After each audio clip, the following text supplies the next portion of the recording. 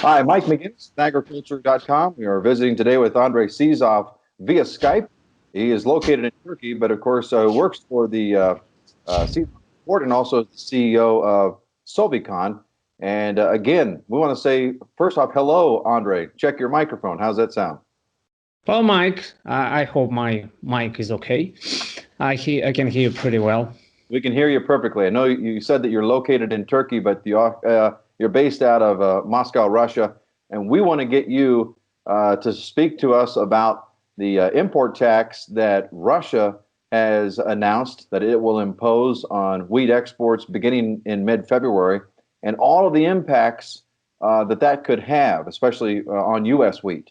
So, give us a Okay. quick synopsis of why the Russian government is doing this now.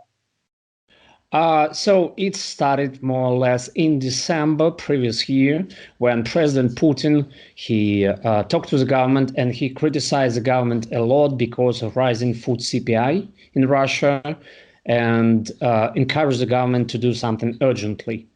And after that, they said that they would impose first tax, 25 euros per ton, starting from 15th of February. But after that, after those news, the world market rallied, as you probably know well. It went up substantially. And later this year, they decided to up that wheat tax from 25 euros to 50 euros. That's roughly $60 per ton. So we'll have two taxes. One is will be on from 15th of February, 25 euros. And later it will be up from 1st of March. It will be up to 50 euros.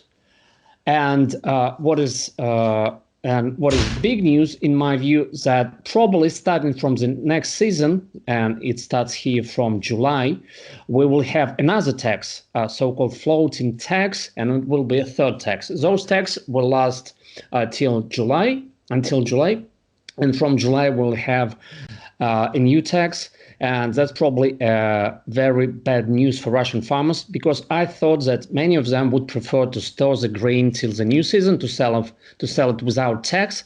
But it's quite likely that it won't be possible, and that would force them to sell their wheat stocks now or in next few months or weeks. Well, I understand an increase in taxes puts more money in the coffers of the Russian government, but are they also doing this because there's a tight supply? Are they trying to captivate and capture domestic supply by not letting it leave the country? Or what other reasons? Why would they keep taxing their farmers? The idea is to fight food CPI, to fight food inflation. In reality, it's not really high, it's historically low. But after the president decided that the inflation is too high, all officials started to act and to act quite aggressively. And in my view, that's pretty strange, especially taking account that Russia has harvested almost a record crop in 2020. We still have plenty of wheat. Prices are going up all over the world, and prices are also going up in ruble terms in the domestic market. But so world market is rallying, but it's not Russian farmers who would benefit from that. It will be their competitors in France, in Ukraine, and in the US, of course. I think actually US could be the biggest beneficiary out of this story. And that was my next question. You have wheat prices going up in the Black Sea all over the place because of Russia's announcement, and that is going to benefit other countries, specifically the U.S. The wheat prices are already high, but because Russia is the world's largest wheat exporter, those buyers are going to have to find somewhere else to get that wheat, correct? Yes, correct. And so we have some issues with Russia. Ukraine, another big Black Sea supply. Ukraine, their export program is mostly done. The EU, actually number one Russian competitor in the wheat market, they have a very tight S&D this year. So Argentina has big issues with their new crop, and obviously they will be serving Brazil first of all. So we have actually not many other players who could supply wheat, and the US could be the number one, I think. And probably Australia also, but different markets, and probably in some cases Canada, but Canada supplies typically another type of wheat. Kind typically, it's more high protein wheat. So the U.S., yes, I think, and U.S. has large stocks to meet that demand. Andrei Sizov is the managing editor of the Sizov Report, also CEO of Sovicon. He's located in Moscow, Russia today, speaking with us via Skype from Turkey. Real quick, Andrei, give us this idea, this latest news that Ukraine is expected to curb their exports of corn. Is this also possibly a benefit of U.S. corn exports? Because everybody knows the U.S. has a lot of corn to export come fall anyway. I'm sure we will, and even ethanol. So yeah, Ukraine. So governments in both Russia and Ukraine, Russian authorities have already spoken and shed lights on their plans to impose those taxes.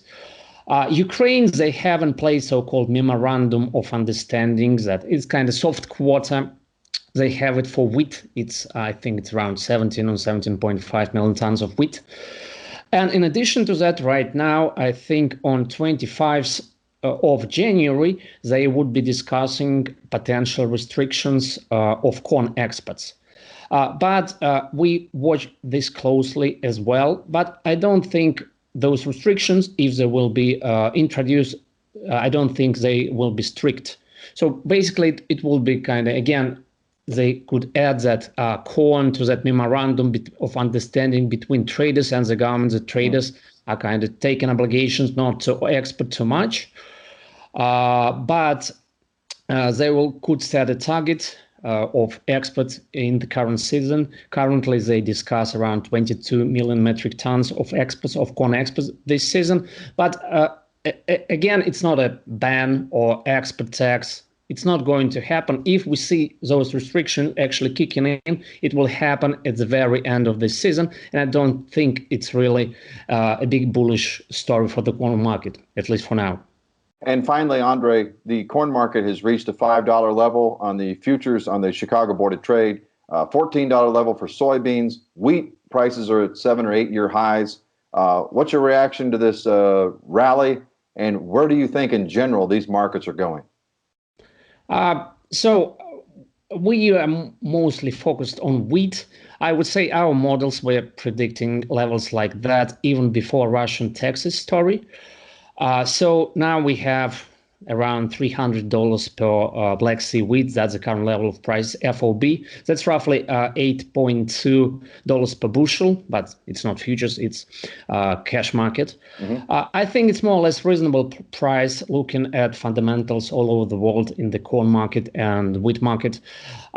So from this level, we don't see any substantial upside if we don't see any big news like big problems with the wheat crop in the northern hemisphere, or even bigger problems with South American corn crop. So I think it's more or less reasonable level with limited upside and limited downside, at least short term.